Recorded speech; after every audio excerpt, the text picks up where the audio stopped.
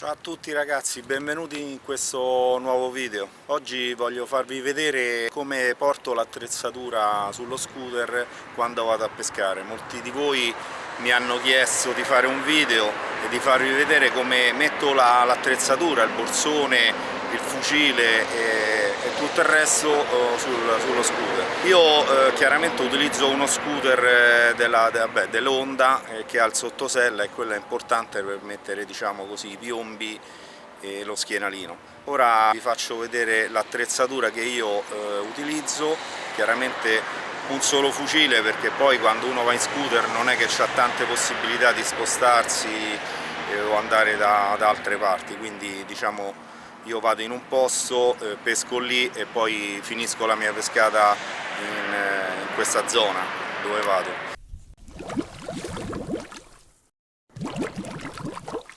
E adesso vi faccio vedere quello che porto io. Porto un borsone vecchio stile che ha praticamente una tasca laterale dove inserire le pinne, eccolo. Diciamo che questa qui è la parte dove io inserisco le pinne, che poi vi faccio vedere perché mi rimane utile sia per quanto riguarda la posizione delle pinne che per il laccio. Poi chiaramente ho le tasche per dove metto tutti gli accessori, la telecamera e tutto il resto, quindi porto tutto quanto. Questo è il fucile. Oggi ho portato un pneumatico, ma non posso portare anche arbalete più lunghi, quindi non ho grossi problemi per il trasporto. Allora, per quanto riguarda invece lo scooter, per prima cosa posiziono un elastico da pacchi, eccolo, quindi metto un elastico da pacchi sul maniglione laterale e lo regolo in modo che possa fermare e bloccare il borsone. Allora, poi nel sottosella vi faccio vedere. Praticamente metto i piombi, eccoli, la cinta di piombi completa, quindi il sottosella è abbastanza capiente, dentro c'è anche la catena per chiudere il motorino eccetera, e poi metto uno schienalino. Questo è un autocostruito, però posso mettere anche altri tipi di schienalini sotto, quindi rimane tutto sottosella e ben fermo. Chiudiamo la sella. Poi utilizzo due elastici di camera d'aria che mi servono per fermare sia il fucile che la parte alta delle pinne, tutto il resto, quindi resta solidale e durante il trasporto praticamente non si muove, utilizzando questi elastici che ho ricavato da una camera d'aria. Poi per quanto riguarda la pedalina, io ci metto una pezza di neoprene per fermare meglio il fucile e praticamente non si rovina neanche l'impugnatura. Adesso metto il borsone nella posizione sopra la sella e vi faccio vedere come va bloccata. In pratica questo passa alla parte sotto, la faccio girare sopra e si blocca dietro al bauletto con il gancio, questa parte qui. A questo punto ho fissato con l'elastico da pacchi il borsone e rimane bloccato,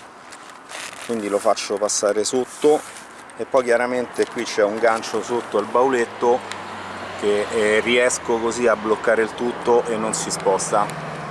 Quindi per quanto riguarda il borsone adesso è bloccato e non si muove. Ora vi faccio vedere come posiziono il fucile, quindi metto il calcio direttamente su questa pedalina e poi posiziono e fermo il tutto con la fibbia questa delle pinne. Adesso vi faccio vedere come è montato il tutto e posizionato.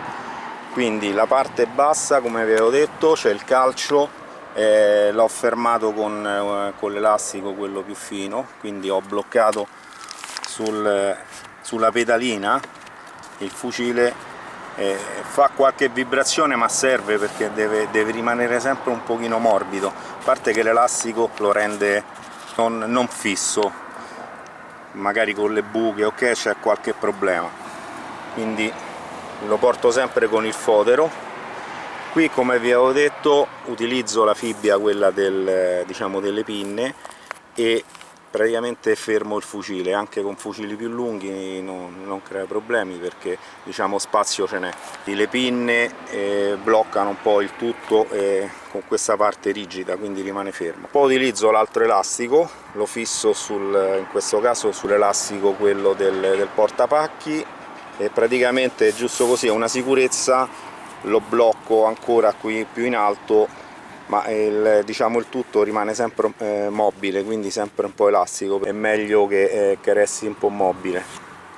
Quindi questa parte qui vi faccio vedere con la ripresa più da lontano, è come diciamo così utilizzo il sistema. In questo modo ci faccio parecchi chilometri, non ho nessun tipo di problema perché non mi crea diciamo così impedimenti nel traffico, ok? Perché occupa veramente poco spazio il borsone e quindi riesco a portarlo benissimo.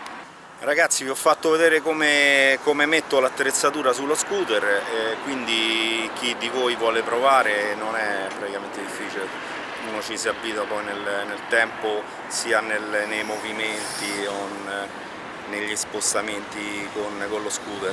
Posso dire che non ho mai avuto problemi, diciamo, il borsone, se è regolato bene, l'elastico portapacchi viene schiacciato sul bauletto e quindi rimane solidale, anche perché io lo tengo fermo con la schiena, quindi diciamo rimane tutto bloccato e quando arrivo diciamo così, l'attrezzatura è perfetta e non si è spostata. Poi quando arrivo sul posto chiaramente faccio altro che togliere tutto e rimettere come così per andare a pesca. Vado con lo scooter perché specialmente nelle zone qui c'è il pericolo che aprono così la macchina e non trovano nulla, però purtroppo ci sono dei furti e delle cose, mentre con lo scooter, diciamo così, siamo un pochino più tranquilli perché io praticamente non porto nulla. Quando vado a pesca non è che porto carte di credito o cose varie. E niente, spero di essere stato utile con questo video, continuate a seguirmi sul canale se vi è piaciuto il video, se è stato interessante più che altro, e niente. Vi saluto, sto al mare e purtroppo è calmo, ma da quello che vedo è torbida l'acqua, quindi molto probabilmente proverò domani, non oggi, oggi mi riposo e ci sentiremo presto. Ciao e continuate a seguirmi, grazie.